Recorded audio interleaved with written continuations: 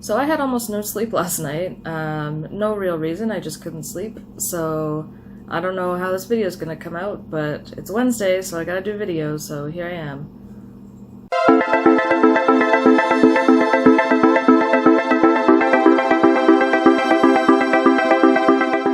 So, there's this thing that plant YouTubers always do, where they have like a plant wish list. So I thought I'd do the same thing, except I already have like way too many plants and I'm probably going to be getting more soon.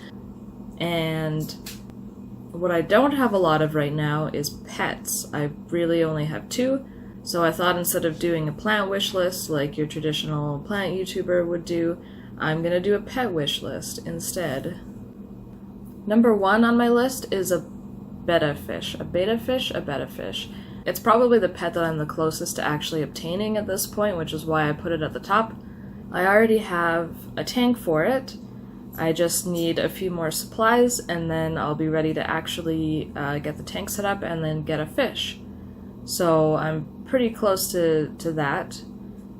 I've had these fish in the past and I really like them. They're really like curious and interactive and they're of course very beautiful, so I'm really excited to get one of those.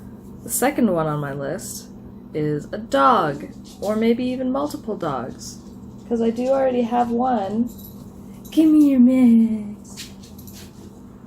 Oh, I have one who just had a bath, so he's so soft. Yes, hello Max. He loves getting scratched here.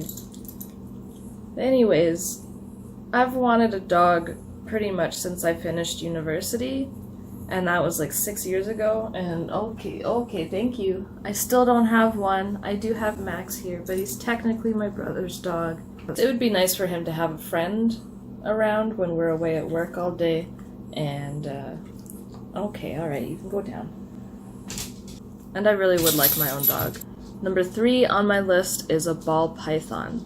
Currently, I have a mouse in a 40-gallon terrarium. She's getting really old. She's probably almost 3 years old now. All of her black hair is starting to go gray, which is kind of cute. She's still really good health. She's, you know, very energetic and not showing any signs of slowing down, but I'm sure she won't be around that much longer considering just how old she is. So when she does die, I'm not getting another mouse. So I'm thinking of putting a ball python in that terrarium.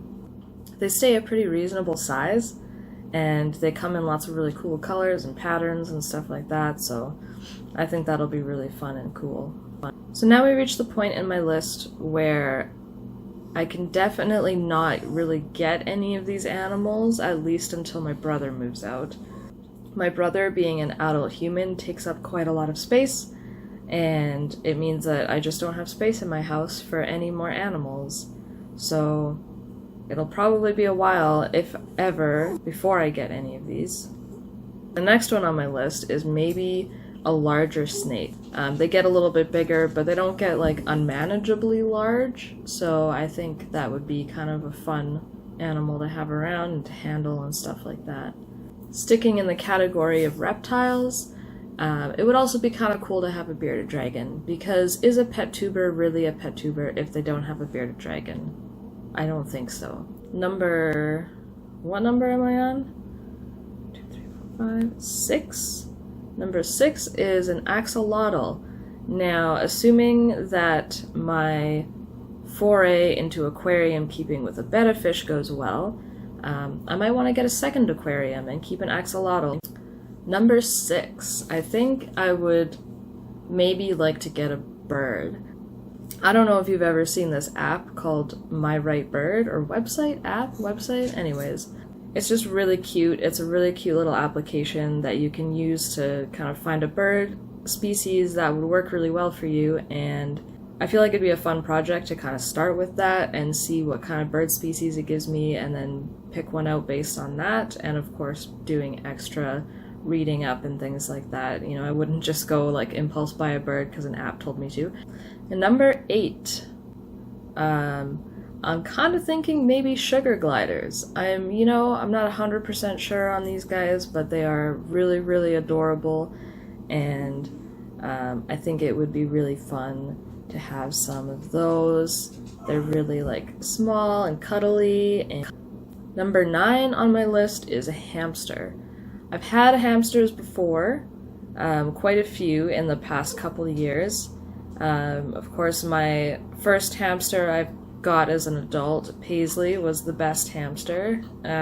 She was just like, she was a really good buddy, which is kind of a weird thing to say about a hamster. I didn't really expect to bond that strongly with her, but like, she had this giant homemade cage that I made her, and she would occasionally find her way out of it, like maybe if I didn't latch her little bed container properly or something like that. And she would come straight to my room and like try to climb up on my bed to come play with me. So I always found her right away when she escaped, because she would come and like find me first.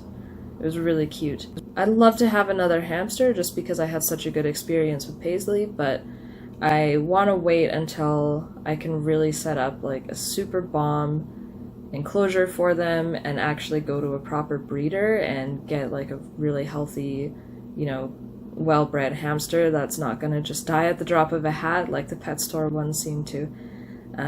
So that's not, you know, not for a while. I'm not really ready for that at this point, but eventually it might be nice to have another hamster. And the last one on my list, number 10, is quite a large deviation from the rest of this list. It is a giant millipede. When I was really young, like maybe 4 or 5 years old, I was in this thing called Sparks, which is like Girl Scouts or Girl Guides or whatever, but it's for like really, really young kids. And we went on a field trip to the museum in my city of Edmonton here, and they have an invertebrate exhibit. And in that invertebrate exhibit, they had a giant millipede, and they actually took it out and asked us all if we wanted to hold it. And all of the other girls kind of freaked out, so I was like, you know, I've always been a bit of a contrarian, so I was just like, you know what? I'll hold that millipede. I'll do it. So I did, and it was really cool. It was a cool experience, and after I did it, all the other girls were like, oh, maybe this isn't so scary, and they all tried it as well, so it was kind of like a fun experience that this animal always reminds me of. So I think it'd be really cool to have them as a pet. I've always really quite liked them. So that's it for my pet wish list. I think 10 animals in one house is plenty. I probably wouldn't get any other ones other than these, and I don't think I really want any other ones other than these anyways. But yeah, that's about it.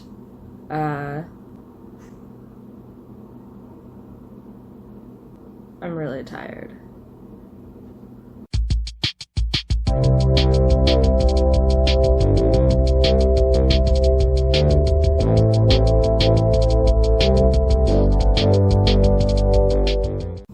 How many outtakes am I gonna have?